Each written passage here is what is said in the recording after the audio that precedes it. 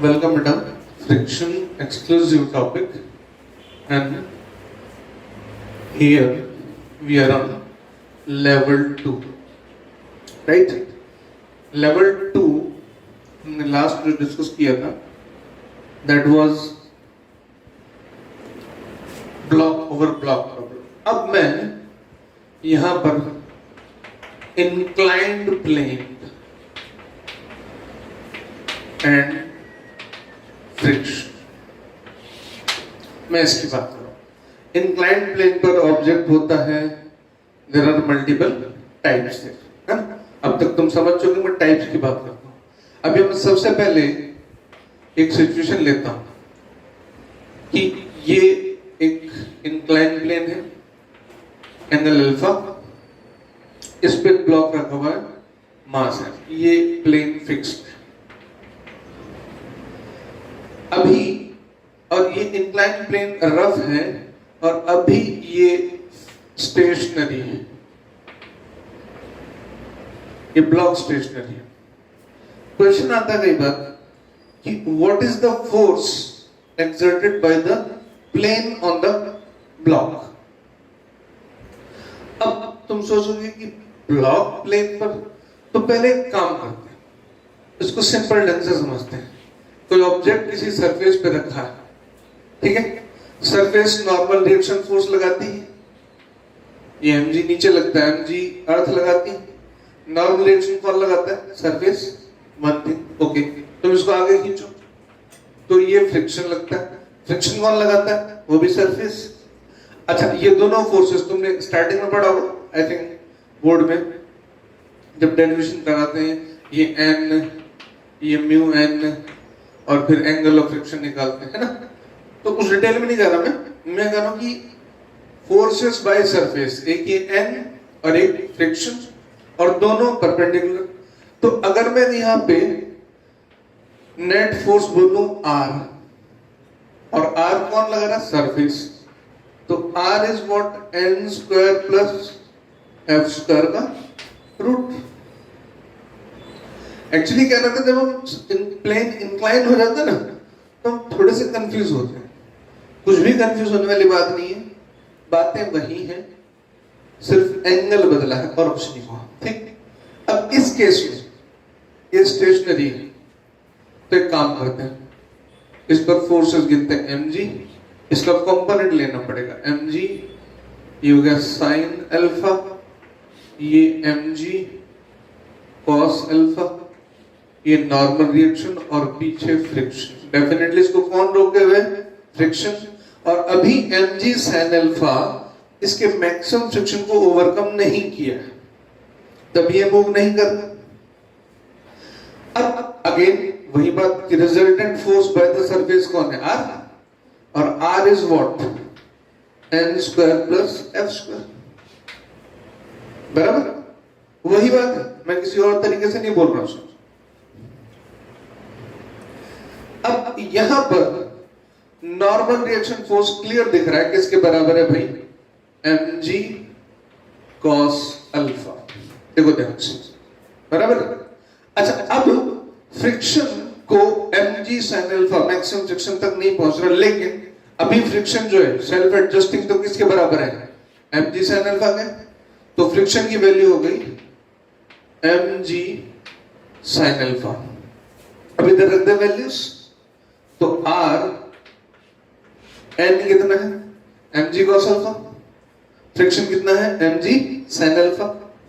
तो भाई ऐसा करते हैं, mg cos alpha whole square plus mg sin alpha whole square, सीधा सीधा mg आ गया. क्लियर. इस सिचुएशन में व्हेन, ये पहला टाइप है, जब इंक्लाइंड प्लेन पर ऑब्जेक्ट रखा है और वो मूव नहीं कर रहा, इंक्लाइंड प्लेन रफ है, मतलब उस पर फ्रिक्शन भी है. राइट. ये पहला टाइप हुआ. दूसरे टाइप की बात करते हैं. दूसरे टाइप में ये है इतना सा, बात सिर्फ इतनी है, मैं थोड़े यहां लिख देता हूं, जगह कम पड़ी है. inclined plane friction. ठीक है भाई। अब दूसरा पॉइंट ये है कि ये इंक्लाइंड प्लेन पर ऑब्जेक्ट है और ये मूव कर रहा है, इट इज मूविंग।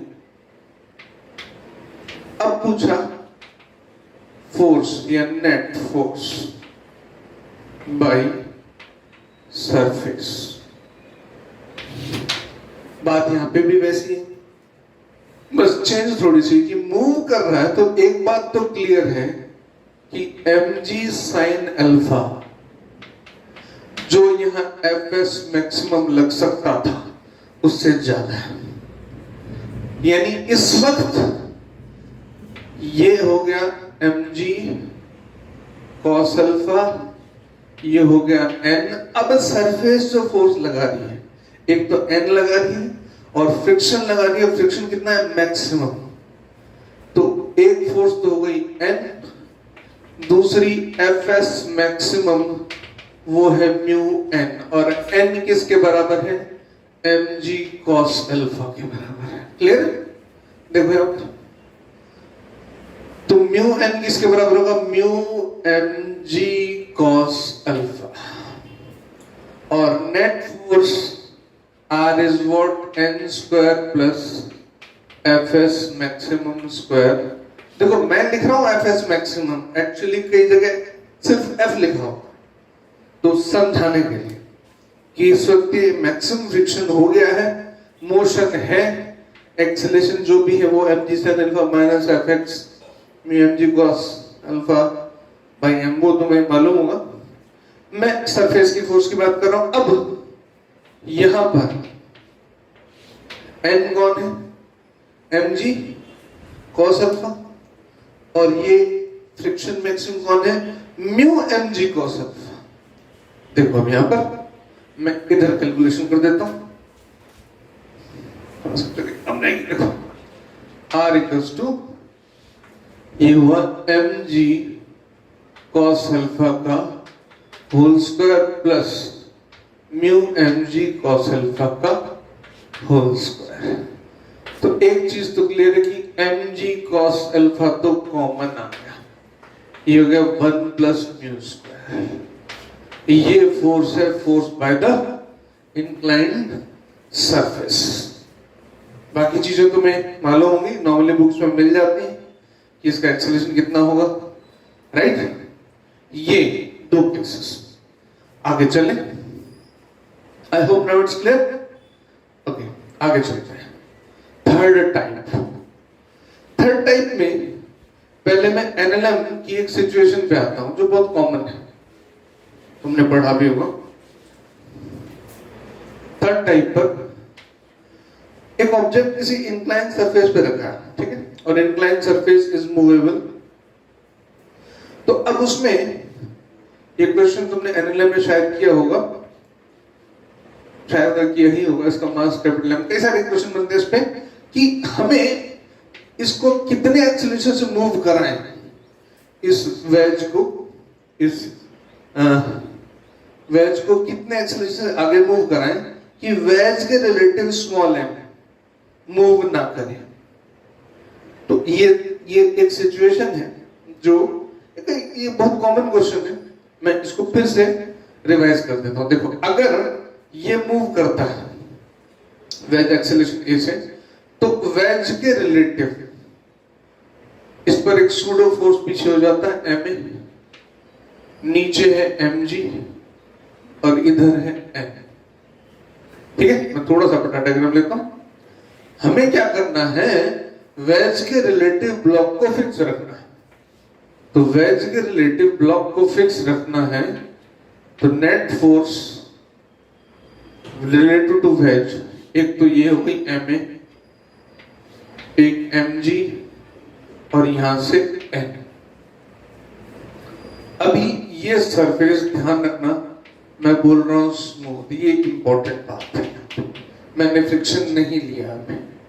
अब इसमें क्या करते हैं, इसमें आसान करने के लिए क्या कर लेते हैं कि कंपोनेंट n के ले लेते हैं। तो एम जी एम के भी ले सकते हो, जरूरत नहीं है उसकी। अभी तुम्हें समझ आएगा, जब फ्रिक्शन बताऊंगा ना तब तुम्हें समझ आएगा क्यों। जब कोई ऑब्जेक्ट स्टैटिक होता है तो तुम कंपोनेंट कहीं भी लेने के लिए फ्री हो। लेकिन जब कोई ऑब्जेक्ट मूव कर रहा होता है तो उस कंडीशन में एक component along the direction of motion होता है और दूसरा उसके परपेंडिकुलर होता है। ये एक कॉमन तरीका है, आसान तरीका है, राइट? जब फिक्स है तो कहीं लो जहां कंफर्ट लगे, जहां आसानी लगे। लेकिन अगर मोशन में है तो एक कंपोनेंट तो definitely along the direction of motion आएगा और दूसरा कंपोनेंट डेफिनेटली उसके परपेंडिकुलर हो जाएगा। यहां पर मैं कह रहा हूं ये फिक्स है, मूव नहीं कर रहा। तो ये n, ये अल्फा अल्फा और ये अल्फा हो गया। ये हो गया n cos अल्फा, ये हो गया n sin अल्फा। अब ये स्टेशनरी है, ठीक है? तो n sin alpha is equal to ma, n cos alpha is equal to mg। Divide कर दें दोनों को, n sin alpha upon n cos alpha, ma upon mg, ये कैंसल, ये हो गया tan alpha. tan alpha a by g या a is equal to g tan alpha. ये कॉमन रिजल्ट तुमने एनएलएम में निकाला होगा, राइट? कब? जब ये सरफेस स्मूथ है। अब मैं इसमें कह देता हूं कि सरफेस पे फ्रिक्शन है। यहां तक क्लियर? यानी कि एक्सीलरेशन हमें इस कंडीशन में g tan अल्फा या g tan थीटा जो भी इसका एंगल होता है वो चाहिए होता। अब मैं कह रहा हूं सरफेस कैसी है? रफ है। रफ सरफेस है, उस कंडीशन में तुम इसको कितने एक्सीलरेशन से मूव कराओगे? अब एक और फोर्स ऐड होगी, कौन सी? Friction, right? अब तुम इसको कितने एक्सीलरेशन से मूव कराओ, ये ब्लॉक वेज के रिलेटिव मूव ना करे। तो यहां पर ऑटोमेटिकली दो कंडीशंस आ सकती हैं कि एक्सेलरेशन अगर जीरो है तो पहली बात तो यहां पे ये होना चाहिए कि ये जो फोर्स इस पे लगेगा, इस क्वेश्चन में बाय डिफॉल्ट पहले एक बात होनी चाहिए कि ये mg sin अल्फा, इधर जो फ्रिक्शन है, फ्रिक्शन बोले तो मेरा fs मैक्सिमम उससे ज्यादा है, ये ऑलरेडी यहां पे चलने को तैयार है। अब हम इस पे एक्सीलरेशन लगाते हैं, इसको मूव कराते हैं। तो मूव कराते हैं तो इसका सूडो फोर्स दो तरीके से काम कर सकता है। हम इसको कितना भी एक्सीलरेशन दे सकते हैं। सपोज एक सिचुएशन ऐसी आती है कि सूडो फोर्स इतना लगता है कि इसको नीचे नहीं आने देता, दोनों केसेस में। और सूडो फोर्स का कंपोनेंट, अब फ्रिक्शन फोर्स के केसेस की बात है। अब यहां जो मैं बात कर रहा हूं वो ये कि सूडो फोर्स या तो फ्रिक्शन को सपोर्ट कर सकता है या अपोज कर सकता है। ये बड़ी इंटरेस्टिंग बात है जो दो केसेस में बता रहा हूं। कैसे? पहले मैं सपोर्ट की कंडीशन लेता हूं, केस फर्स्ट को नाम ही मैं दे रहा हूं सपोर्ट। अब तुम समझना इसका क्या मतलब है। मतलब ये क्या है? नीचे जा रहा है, mg sin अल्फा फ्रिक्शन से ज्यादा है तो ये इसको नीचे ले जा रहा है। हमने क्या करना है कि ma जो सूडो फोर्स आएगी वो किसी तरह से इसको सपोर्ट कर दे और ये रुक जाए, इतना करना है। ओके, ये हो गई ma, ये mg। अब देखो जहां मोशन हो रही है या हो सकती है, अब कंपोनेंट वहां चाहिए। अब इससे काम नहीं चलेगा कि हम कहीं भी ले लें। तो mg का एक कंपोनेंट तो ये आ ही जाता है mg cos अल्फा, ये mg sin अल्फा। ऐसे ही ma का एक कंपोनेंट इधर आ जाएगा, देखो ये अल्फा, ये भी अल्फा, ma cos अल्फा और ये हो गया ma sin अल्फा, ये हो गया n। यहां तो मैं थोड़ा सा कॉम्प्लेक्स लग रहा होगा लेकिन ध्यान से समझो। अब इस सिचुएशन में जो n है वो mg cos alpha plus ma sin alpha के बराबर है। तो fs मैक्सिमम जो कि म्यू n है, अब हो गया mu m g cos alpha plus a sin alpha, थोड़ा सा बड़ा हो गया, राइट? अब ऊपर फ्रिक्शन इतना है, चेंज हो गया, प्लस ऊपर कितना है ma cos अल्फा भी।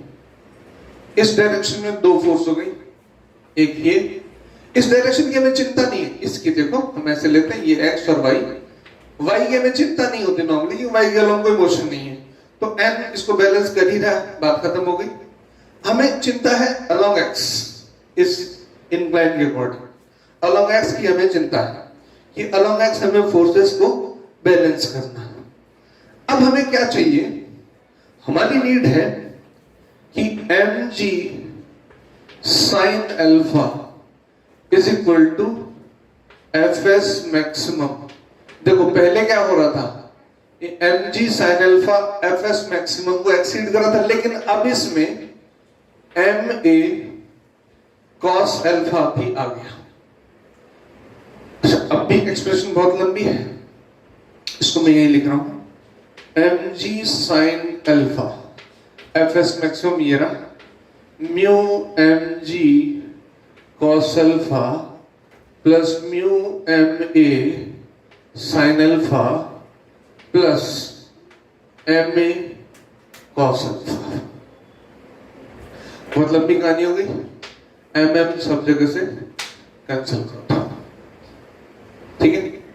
हमसे पूछा गया था a यहां पर है, देखो यहां g sin alpha minus mu g cos alpha, इसको इधर लिया, ठीक है भाई। अब यहां देखो a common, mu sin alpha plus cos alpha, ready.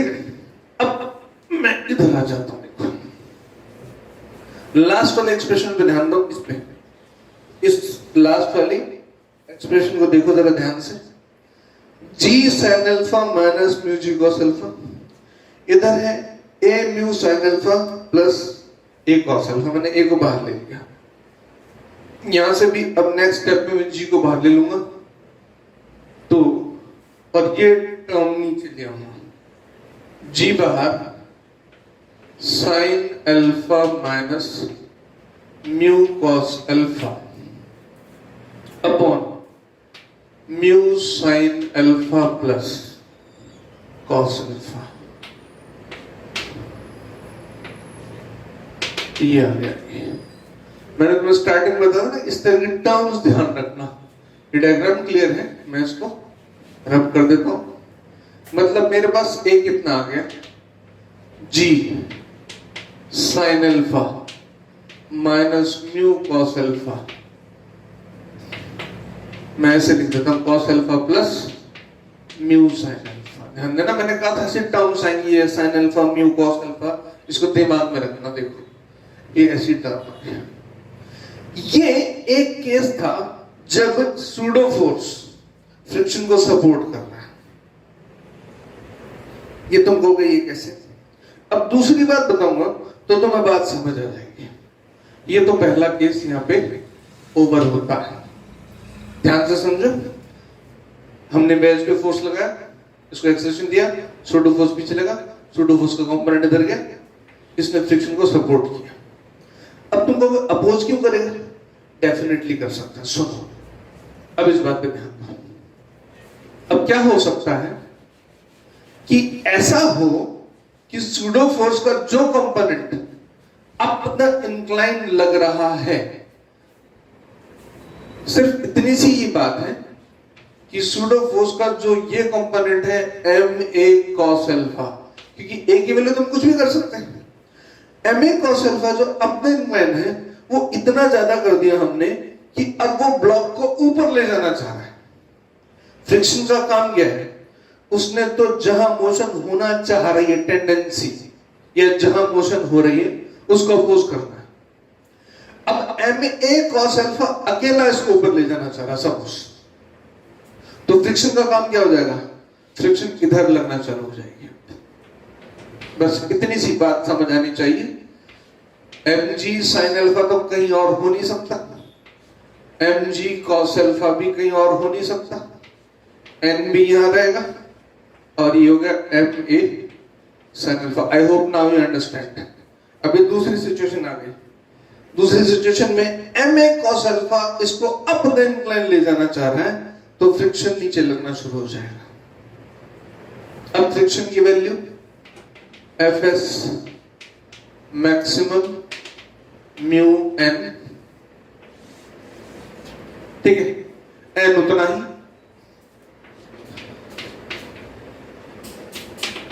Mu n देखो mg cos alpha plus ma sin alpha. Clear? अब इक्विलिब्रियम किस किस के बीच में होगा? ये और ये। मतलब अब फोर्स कौन सी? Up the incline ma cos alpha is equal to mg sin alpha. मैं यहां लिखता हूं, पूरी लाइन में आ जाएगा। देखो mg नीचे थी, फ्रिक्शन तो यहां होगा, n इधर हो गया, ma का ही कंपोनेंट है, ma इस तरफ था, ठीक है, एक कंपोनेंट नीचे चला गया, एक नीचे चला गया। अच्छा, अब कहानी है ma cos alpha is equal to mg sin alpha plus mu n।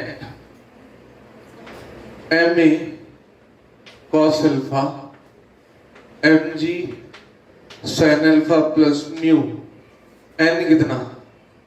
देखो mu mg cos alpha plus ma sin alpha.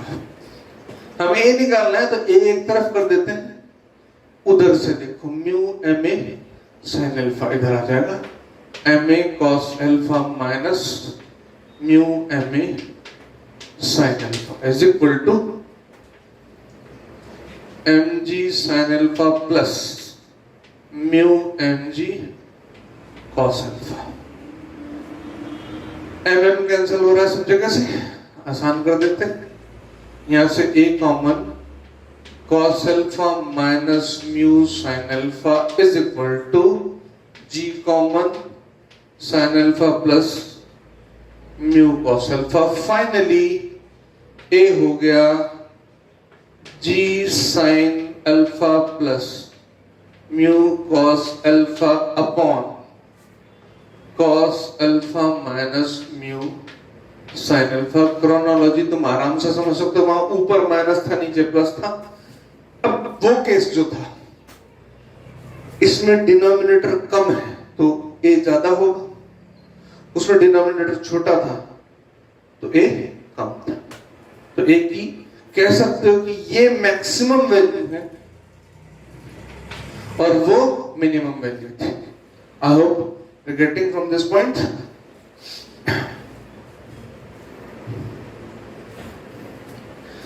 इसके बाद एक और क्वेश्चन, हालांकि बहुत सारे तरह के क्वेश्चन बनते हैं इंक्लाइन प्लेन की सिचुएशन में। एक और क्वेश्चन लिया जाता है, पूछते हैं कि अप द इंक्लाइन ले जाने में कितना फोर्स लग रहा है। अच्छा, एक एग्जांपल लेता हूं, ठीक है तो टाइप 4, लेकिन मैं एग्जांपल की फॉर्म में इसको एक्सप्लेन कर रहा हूं। सपोज एक ऑब्जेक्ट किसी इंक्लाइन सरफेस पे रखा हुआ है और उसकी टेंडेंसी नीचे जाने की हो रही है। इसका मतलब mg sin अल्फा जो है वो फ्रिक्शन से ज्यादा है, mg cos अल्फा जो फ्रिक्शन होता है उससे ज्यादा है, बाय डिफॉल्ट मान लिया, मतलब जा ही रहा है। अब इस पर क्वेश्चन बनाया कि हमने ये बोला कि इस सिचुएशन में हम इसको एक तो रोकना चाहते हैं,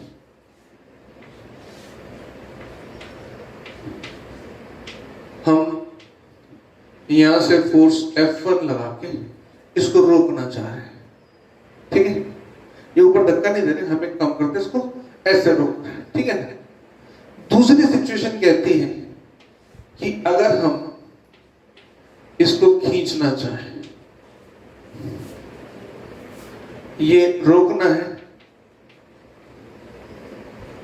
टू प्रिवेंट स्लाइडिंग, और ये है टू ड्रैग इनफ। अब क्वेश्चन पूछा जाता है, कहा जाता है कि जो F2 है वो F1 की ट्वाइस पहले तो इस बात को समझो। इस केस में mg sin अल्फा नीचे था, म्यू mg cos अल्फा ऊपर था। सपोज mg sin अल्फा की वैल्यू 10 न्यूटन थी और म्यू mg cos अल्फा की वैल्यू 6 न्यूटन थी, तो एक्स्ट्रा F1 चाहिए 4 न्यूटन रोकने के लिए, बराबर। 10 न्यूटन नीचे mg sin अल्फा, ऊपर mu mg cos alpha 6 Newton, तो एक 4 न्यूटन और लगा देते हैं F1 ऊपर, तो रुक जाएगा। अब दूसरी केस कि हम इसको खींचने ऊपर चाह रहे हैं, तो अब फ्रिक्शन कहां लगेगा? नीचे हो जाएगा। अब फ्रिक्शन mg sin अल्फा के साथ एड अप हो जाएगा, तो डेफिनेटली F2 F1 से ज्यादा होगा।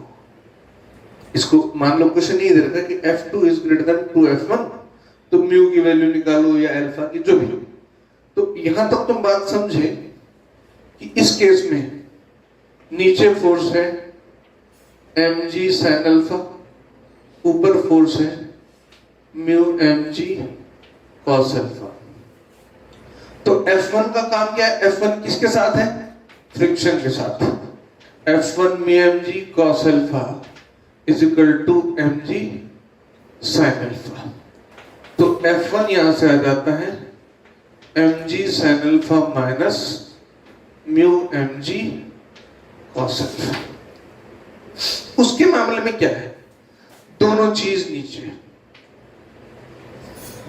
mg sin अल्फा भी इधर और म्यू mg cos अल्फा भी इधर, ठीक है। तो F2 हो गया, डेफिनेटली F2 जो है यहां पर क्या चाहिए? इन दोनों को मिला के बैलेंस कर ले। F2 is what?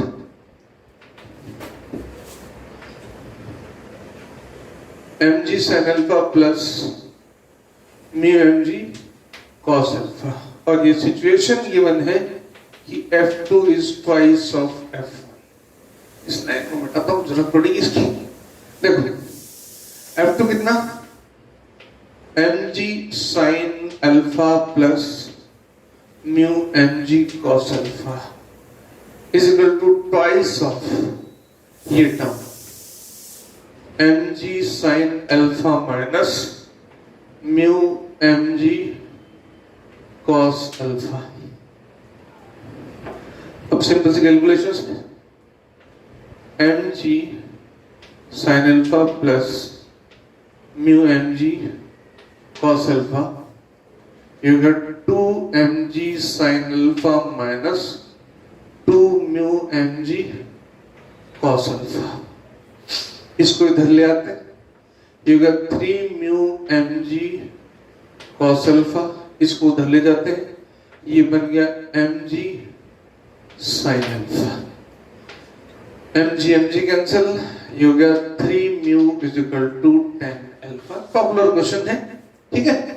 Incline plane से कंसर्न ये फ्रिक्शन की बातचीत है, ठीक है। इसके अलावा भी कुछ एक्स्ट्रा एक्सक्लूसिव पॉइंट्स होते हैं, लास्ट लेक्चर जो हो सकता है, फिर फ्रिक्शन में तुम्हें कहीं कोई प्रॉब्लम नहीं आने वाली, ठीक है बेटा। Thank you.